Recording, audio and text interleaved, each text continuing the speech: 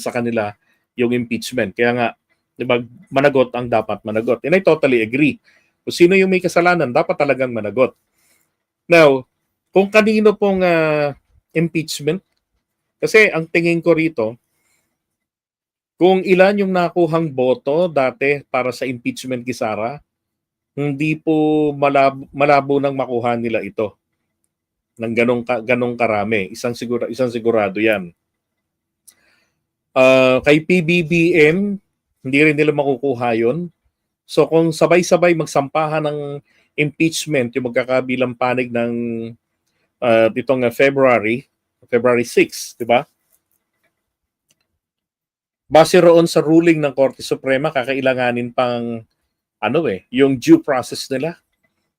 So, parang kailangan pa ngang dumaan pa yung reklamo o yung kaso sa ombudsman, and then ang findings ng investigation ng ombudsman ang gagamitin para sa pagsasampa ng impeachment.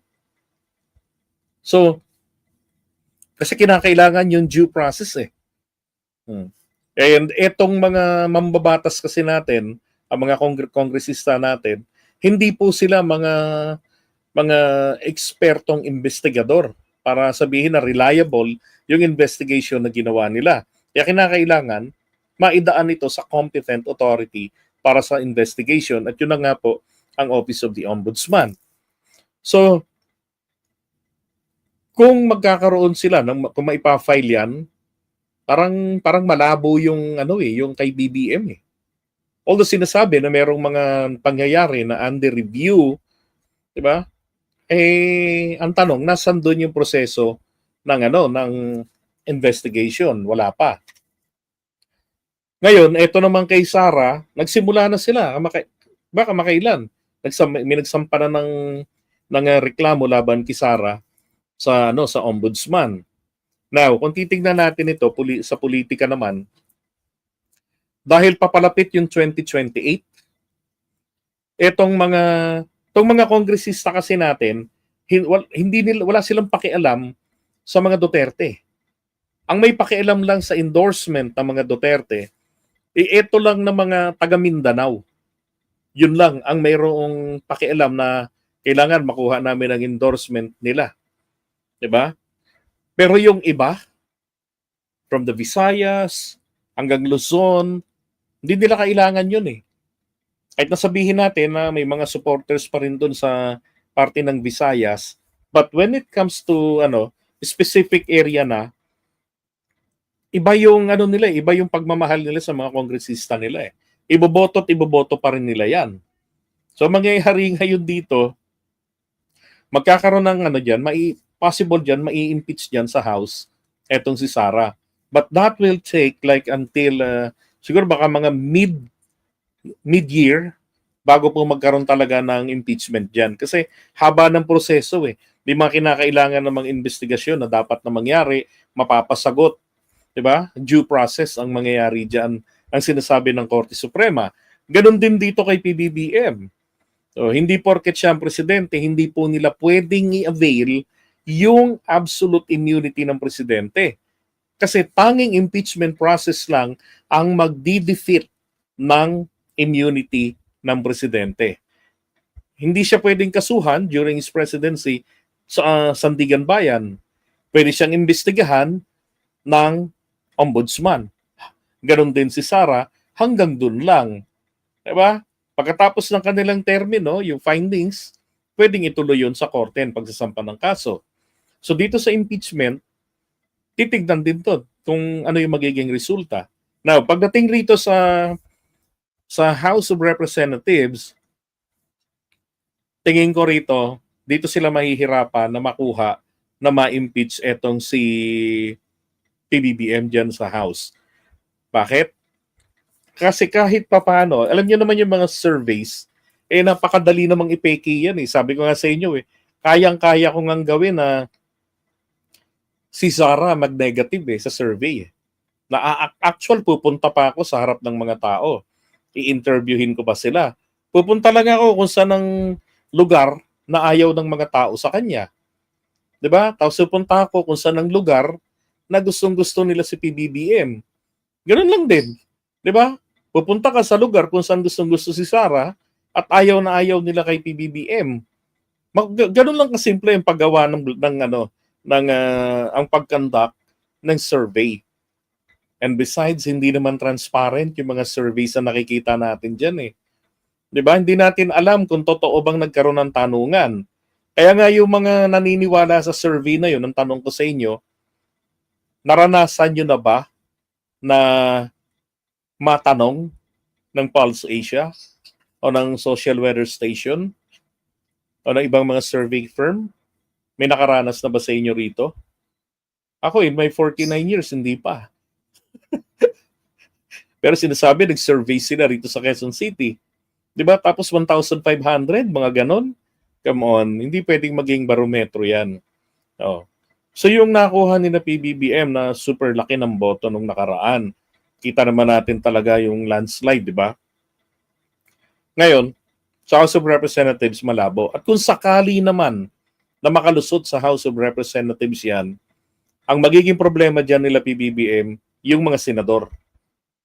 Kasi, hindi pwedeng i-delay ni Soto yan. Kahit i-delay ni Soto, nako, hindi inuubra dahil ang haba pa ng panahon, 'di ba? Para mag-adjourn itong kongreso na 'to. So talagang magtutuloy-tuloy sila diyan ng pagdinig. Ilan ba yung mga DDS senators?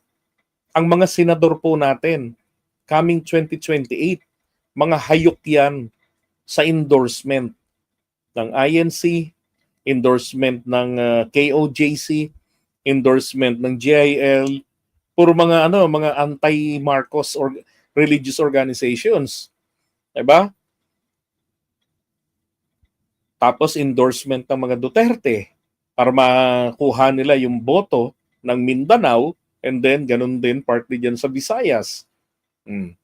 So, pagdating rito, pag umabot ng Senado yan, ang tingin ko nito talaga, matutuluyan nilang matanggal si PBBM sa pwesto.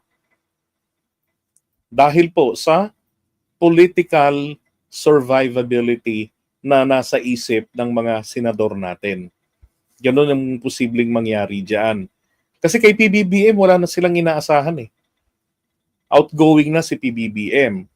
Diba? Wrong timing na kasi yung yung pagsasampa ng impeachment para kay Sara. Dahil etong mga mambabatas natin, bukod sa marami ang mga Duterte senators, marami rin diyan ng mga seasoned na mga senador natin, ang most likely na baka mag-abstain pa sa oras ng pagboto. Kapag hindi nakuha yung 16 votes in favor of the impeachment against Sara, defeated yun. Di ba? Ganun yung mga posibleng mangyari dito. And si Soto, kahit na siya po ang Senate President, wala siyang magagawa para pigilan yan. Kaya ang pinaka talagang pilit na giniba dito ng kabilang kampo ay si Martin Romualdez. Sabi ko nga noon pa, hanggat nandiyan si Martin Romualdez sa House, siya yung nasa leadership, then makakasiguro etong si PBBM na meron siyang matibay na pangunahing protection diyan. Ang problema lang, kapag naging lax si Martin Romualdez, kasi maging siya ginigiba at yun na nga ho. 'Di ba? Nagtagumpay sila, nagibain siya nung ini-implicate siya sa flood control scam. Ang problema kay Martin, very passive, hindi marunong magsalita, hindi palaban. Di ang resulta, baba. At ito na nga yung sinasabi ko, na posibleng mga mangyari. 'Di ba? Na mauuwi nga sa ganitong impeachment. Kaya lang, ang tanong dito, sino naman dito ang lugi? Itong disenyo na dalawang leader ng bansa natin na parehong sasampahan ng impeachment case, ang tuwan-tuwa po dito yung mga makakaliwang grupo. Kasi yun ang gusto nilang mangyari. Mapatalsik itong dalawa sa pwesto. At sino yung uupo doon? 'Di ba? Wala na silang pakialam. Yun ang habol nila doon eh. Mawala lang itong dalawang to sa pwesto. Si PBBM, sabi ko nga, dapat ding magpasalamat dahil ayaw ng ibang grupo kay Sara. Kasi kung hindi si Sara ang Vice President, kung dilawan ng Vice President, nako, malalala pa yung mga rally, yung mga people power ng mga mangyayari. Talagang kalampagan yung mga yan. Katulong pa nila yung mga NPA, yung mga makakaliwang grupo. Kaya lang, ayaw nila nang maghihirap sila sa pagpapatanggal. Wala namang kinikilalang presidente yung mga yan, mga pulahan. Walang kinikilala yan eh. Kahit sinong presidente, kalaban nila pag nakapwesto na. Gagamitin nila kapag ka-eleksyon. Pero, pagdating ng panahon ng nakapwesto na yan, sisirain nila yan para masira nila ang kalooban ng taong bayan. And eventually, pag nagkaroon ng gulo, di ba, kakampi nila ang taong bayan. Papasok na nila ngayon na maging sistemang Malatsina ang Pilipinas, komunista. Yun ang habol lang naman nila. Wala silang pakialam sa kung sino. Kapag ang komunista na ang naghahari dito, yan sina PBBM at si Sara, pareho lang bibitayin nila yan sa plaza. Bibigtiin lang nilang dalawa yan. O kaya may firing squad nila. So, ikadaan nila sa kanilang kangaroo court. Ganun lang yan eh. Diba? Kaya sino yung magsasampa ng kaso diyan kay PBBM nitong darating? Tingnan ninyo. Diba? Ang nagpupush, sabi nga ni Lacson, wala namang makitang ebidensya na may kinalaman ng Pangulo. Ganun din kay Martin Romualdez, kundi puro mga laway-laway. Pero ipupush yang impeachment. Diba? Ay ang problema ko rito sa mga kongresista natin, yang mga yan, kung saan ang may magandang kalampag ng pera, doon ang kapit ng mga yan eh. Walang loyalty yung mga kongresista natin. I still remember, sariwa-sariwa pa sa isipan ko, yung ginawa nila noon kay Erap. Diba? Ginawa nila kay Erap doon.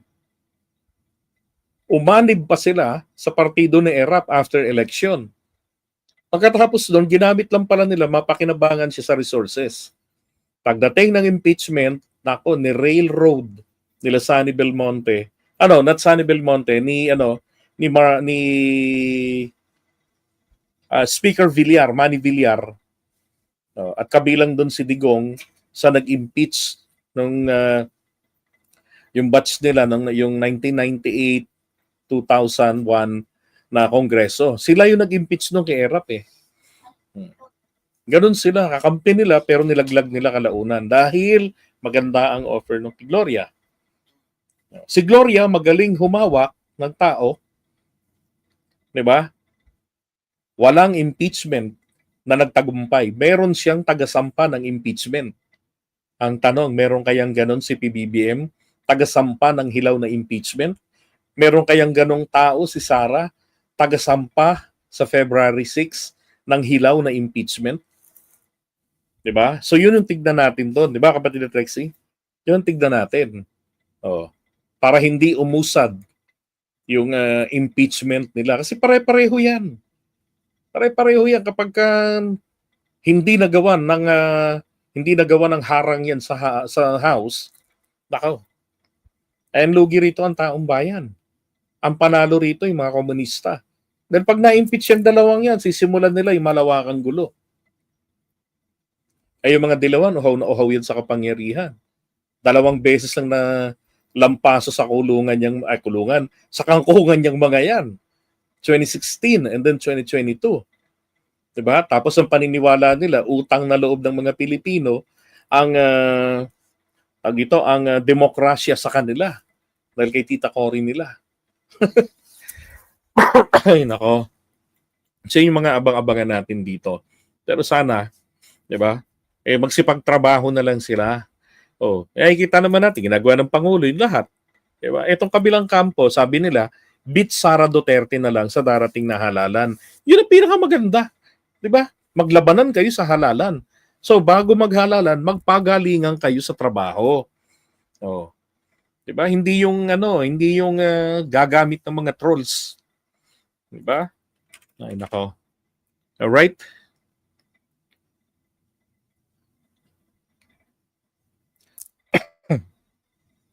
Right, and shout out kay Joseph Del Rosario. And do you think may impeach talaga si BBM? Well, yeah, in-explain ko na nga kanina eh. Diba? Pagdating sa pag umabot ng Senado yan, malamang sa malamang yan. Ganun ang mangyayari dyan. Ilan ba yung mga ano dyan? So, andyan pa si Amy, Bato de la Rosa, Bongo, di ba? Ilan pa yan? Hindi, tignan na lang ninyo yung mga ano yung mga nagiging desisyon nila pagdating sa impeachment for Sara. Di ba? Palaging pabor na maiwas ang impeachment kay Sara.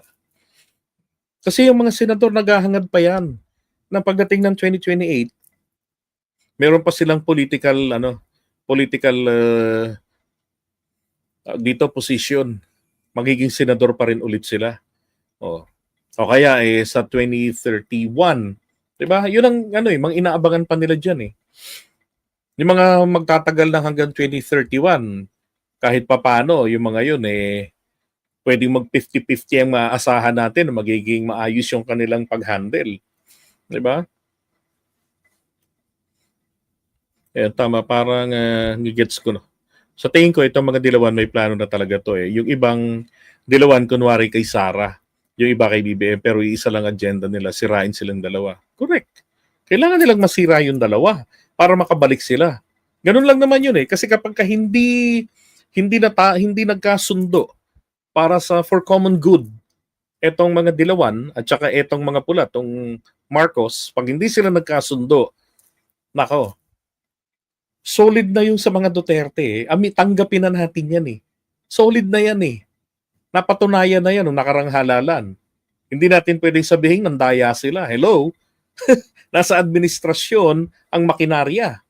Di ba? Solid na yan. Given na yan, they have automatic 2 million votes from the INC. So, sa darating na halalan, kuhanan ni Sara yan. So, anong gagawin dito? Kinakailangan magkaisa yung dalawang kampo. Huwag magganidan. Kaya nga ako ay oppose nung sinusulong nung iba, si Irene. Hindi.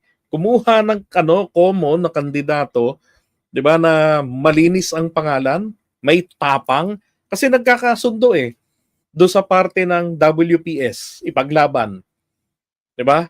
Kailangan meron tayong taong may kakayanan, may paninindigan na pinatutunayan ang kanyang tapang ipaglaban ng West Philippine Sea. So we have Gibo Teodoro na diyan. 'Di ba? And then wala naman ako nakikita na umu-oppose kay Gibo diyan sa kampo ng mga dilawan. And actually, pinupuri pa nga nila si Gibo eh. 'Di ba? So pwedeng si Gibo ang maging pinaka-common candidate diyan for presidency. Hindi naman engot na tao si Gibo Teodoro, matalinong tao si Gibo. 'Di ba? Panahon pa ni Duterte, pinanindigan niya na talaga na hindi siya pwedeng magpakatuta sa China. Ilang offer na sa kanya ni Digong, 2 offer binigay sa kanya ni Duterte, pero parehong dinecline niya 'yon. Yan ang sinasabi ko. Kaysa i-push ninyo si Irene, yan mai-interpret patuloy yan ng marami na pagkaganid sa kapangyarihan. Sino na naman ang masisisi rito, mapupulaan? Si PBBM. Siya yung nasa administration mabuti kung yung kapatid niya may napatunayan na sa madla. Wala naman. 'Di ba? At kung gusto ngang maglingkod sa bayan ni Irene, dapat noon pa. 'Di ba? Noon pa dapat. Pinatunayan niya ng sarili niya. 'Di ba? And besides, hindi po afford, tama na ang Pilipino ay maging isang political laboratory. Na subukan naman natin ito. Buti sana kung good for 6 months lang Kapag palpak sa trabaho, pwede nating i-kick out, palitan 'Di ba? Hindi ganun Within 6 months, pasasahurin mo ng halos kalahating milyon. Bukod pa yung ibang mga gagastusin sa kanya ng gobyerno mula sa buwis ng bayan. 'Di ba? Kung matalino, kung magaling, goods, 'di ba? Pero kung hindi, patay, sisikmurain natin ng 6 years 'yan. Hindi tayo diyan. Kailangan natin ng common candidate, magkasundo ang dalawang kampo. At kapag nakuha nila, no, ng common candidate nila, yung pagka-presidente at pagka-vice, yun, mag-perform ng maayos. Diba? Ituloy yung ginawa ni PBBM laban sa korupsyon. Ako, wala nang Duterteng makakasampa. Makakabalik sa national. Diba? Kasi dapat madala na ang taong bayan sa sa nangyari nung panahon, 'di ba, attorney? Nung panahon Cory Aquino, we cannot afford na sabi ko nga magi tayong political laboratory. Pag susugal tayo kay Irene, wala namang napatunayan ng kanyang kakayanan. 'Di ba? Hindi pwedeng puro bangungot at paniniwala lang. Kailangan natin ng material evidence na kaya niya at meron siyang kakayanan. Dapat noon pa niya pinatunayan ang sarili niya. Nung magkagawad nga, di nga niya ginagawa eh. Kasi ayaw niya ng politics. Huwag nang ipilit, kako. Diba? Na-content lang ni Attorney Bueno, pinaingay na. Sabi ko nga, siguro taga-bagong Pilipinas yung may pakana nun eh. Na i-push, wag ganon. Diba? Magsisimula lang ng gulo yan sa posible pa sana na pagkakasundo, magkaroon ng Unity 2.0 na naman sa pagitan ng mga supporters si Marcos at saka nitong mga dilawan. So, 'di ba? Kalimutan yung nakaraan, 'di ba? Kasi naman ito naman si BBM at saka si Noynoy, pare-parehong mga maging congressman yan, pare-pareho naging senador. Hindi nga nagdebate yan eh. Hindi nga nagbakbakan yan eh. Magkaka-eskwela pa yung mga yan sa barilan. Pare-pareho silang mahihilig sa barilan. Di ba? Nung namatay si Cory, dumalaw sila BBM doon at saka si Aimee. Di ba? Ang problema lang ho kasi natin dito yung mga political operators na mayroong self-vested interest na gustong magpatuloy. Ang pakinabang. Di ba? Yun ang problema natin. Subukan natin si Gibolt Teodoro. And I'm sure hindi tatanggi yan. Kasi kung si Riza Baby, si Riza Ontiveros, hindi pa rin po nabubura sa isipan ng taong bayan yung putik na ibinato sa kanya tungkol sa PhilHealth.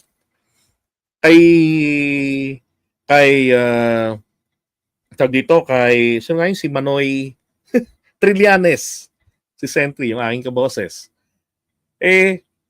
Hindi pa rin po nalilinis yung perception ng taong bayan sa kanya na siya ay may tililing. At saka siya yung nagbenta ng West Philippine Sea sa mga Chinese dahil po doon sa backdoor channeling.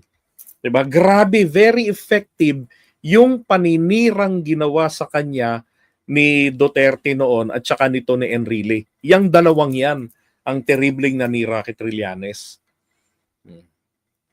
Yung dalawang yan. Hindi pa yan nalilinis ngayon.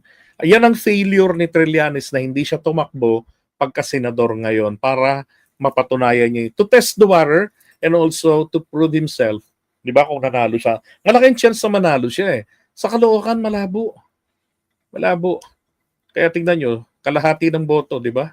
Lang ang nakuha niya. Sayang. Unfortunately, Lenny's decision is going to be late as usual. Yeah. We need to have one candidate against Gustay. Di ba tama? For Leni Robredo, malaking pagsubok sa kanyang kakayanan ang Bicol. Talamak ang problema sa droga sa Bicol. Kailangan masupil niya yan. Pag hindi nasupil ni Leni yan, nako, ako man, I would say no for Leni. Diba? Yan yung kailangan niyang mapatunayan sarili niya diyan.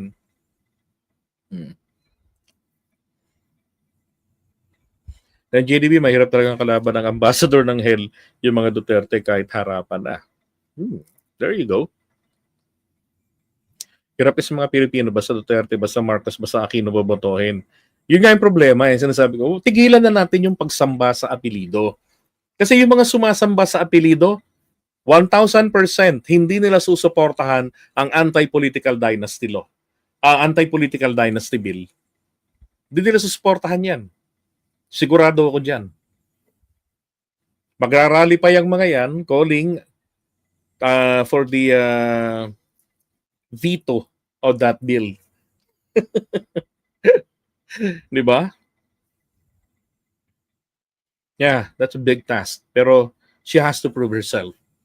Wala pa napatunayan si Leni Robredo. Tandaan nyo yan. Bumangulag ang pangalan niya, di ba? Sa mga kakamping. Pero kung tignan natin yung napatunayan, wala pa. Oh, iba si Jess Robredo. Si Jessie Robredo, iba yon. Iba rin si Leni Robredo. Tandaan natin, kahit abogada yan. Pareho lang sila halos ni Sara na lulutang-lutang. Diba? So, kailangan natin yung firm. Hanggat maaari, lalaki. Hanggat maaari, barako. Ang gawin nating susunod na presidente. Tingin ko naman, ayaw naman ni Leni. Diba? Sabi nga niya, bahala na kayo dyan. Ang gugulo nyo. Diba? Gagawin lang siya kasing puppet ng mga dilaw at ng mga komunistang operators. Yan ang problema sa kanya.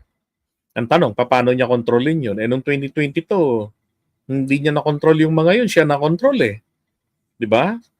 Siya yung nakontrol. Yan ang problema sa kanya Di mo, ginawa siya mukhang tatanga-tanga, mukhang uto-uto, pinag-ninja, pinag-hadukin. Di ba? Kaya yung mga tunay na nagmamahal sa kanya, napansin yun, sila ngayon nag-away. Oh.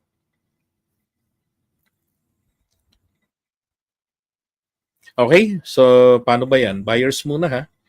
3 oras sa tayo nagdadagdalan. Ay nako. Yun, Lacson. Pwede rin si Lacson. Diba? Ang tanong, lalaban ba si Lacson? Hindi, pwede si Lacson. Oh. Lacson, hindi galing sa political dynasty.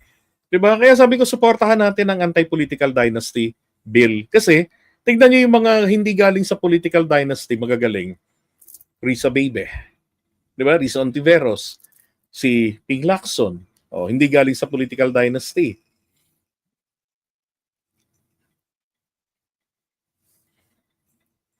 Diba? Okay. So, eto, Gibo lang talaga ang pwedeng pumalit kay PBBM. Total package si Gibo. Diba? Alright, so buyers na ha. Thank you so much. And please don't forget to hit the like button bago kayo matulog. Okay, bye-bye. Kaya nga, lahat ng mga may potential na maging presidente, inuumpisahan na nilang sirain. I totally agree. Diba? Alright, bye-bye. Mga DDS na tanga, halina maglaro tayo. Oh, oh, oh, oh! Mga DDS na tanga, halina maglaro tayo. Tanga-tangahan quiz show. Sige sabay-sabay, oh!